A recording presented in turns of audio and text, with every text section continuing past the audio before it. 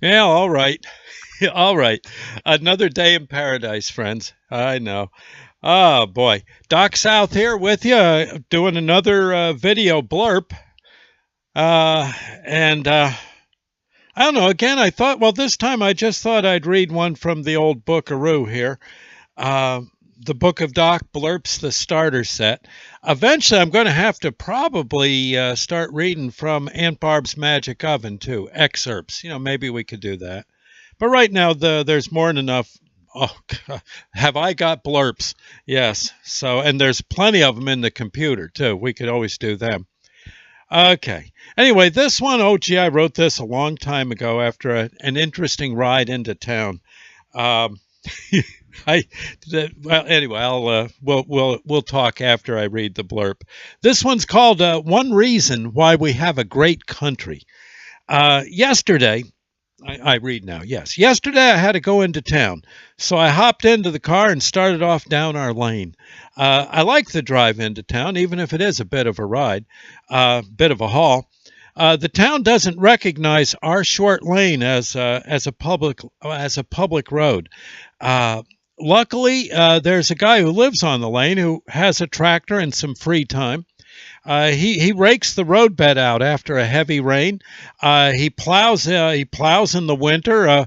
I've even seen him out there trimming bushes along the roadside. I think he's the guy who keeps a nice 3 by 5, 3 foot by 5 foot American flag on the mailbox, near the mailbox platform out on the corner with the main road. I noticed yesterday that he must have recently got rid of the old flag and replaced it with a new one. I know I'm just diverting here for a second. I know I had a nice new flag, and when I saw, well, there was one year where I saw the flag was getting threadbare, so I replaced it myself. So he must have wondered what the heck happened. Anyway, I was doing that. Well, I had two. I figured put one down near the mailboxes. Okay, looking good, I thought, as I drove by his brand new edition. I'm not sure, I'm not that sure, but I don't think he gets very much or anything for his efforts. A thank you seems to be enough. Yeah, he's one of those guys. A thank you will do it. Nice fella. Okay, heading into town takes me past a nearby fire hall. It's usually quiet there, but yesterday it was anything but quiet.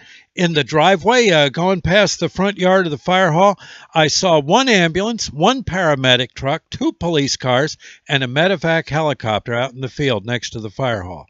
The people there had been very busy getting a patient loaded into the chopper. It was almost ready to go. The last of the medevac personnel were climbing in the side door. Police officers were standing near their patrol cars filling out forms. I wished them all well as under my breath as I passed the scene. Further down the country road, about 2 miles away, I saw a guy in a car on my tail.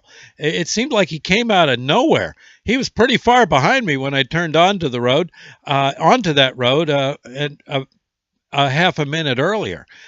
Suddenly, I saw that he had just turned on a blue flasher light sitting up near his rear view mirror. It wasn't on before. He probably didn't need it at all. Didn't need it till I got in front of him.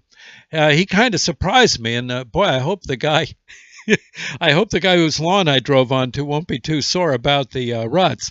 By the time I got back onto the road, the volunteer was pretty much, well, it was rather far away and gaining speed. Down in town, two patrol cars were parked near a gas line construction site. Officers were directing traffic there. Passing the downtown rescue squad building further down the road, I saw yet another ambulance pulling out onto the highway. This time, an older woman, maybe a housewife, was driving it. She turned eastward and gunned it. Boy, this is one heck of a day in town, I thought. I remembered that sometimes back when I was a rescue squad member, there were often days when all hell broke loose and it was all leaves canceled. Ambulances, patrol cars, and fire trucks going every which way but back. It looked like my town was having one of those days. We are so lucky in this country to have this wonderful bunch of folks watching over us. Bless these folks, guys and gals. bless the volunteers and bless the professionals too. They don't get paid enough sometimes for what they got to do. These people, so they're volunteers as well. And often are. These people run to help in situations where everyone else is running away. They are the stuff angels are made of. Money or glory is not the motivation. They do this for a higher motive. It also helps to be crazy. Yes, but it's a good crazy. All right. The best thing I can that any of us can do is just be thankful they're out there, town after town after town, in this great country of ours. Whenever we can, it doesn't hurt to shake a hand and say thank you. I think when no one's looking, I think I'm going to go down and tape an anonymous thank you note on that flagpole out near our mailboxes. Huh? Yeah, it's a start. Anyway, yeah, no, those great people, all those emergency personnel, they really are something. Go. Okay. Well, there you go. I guess go kiss an ambulance driver. Okay. I'll see you later. Thank you, and God bless, friends.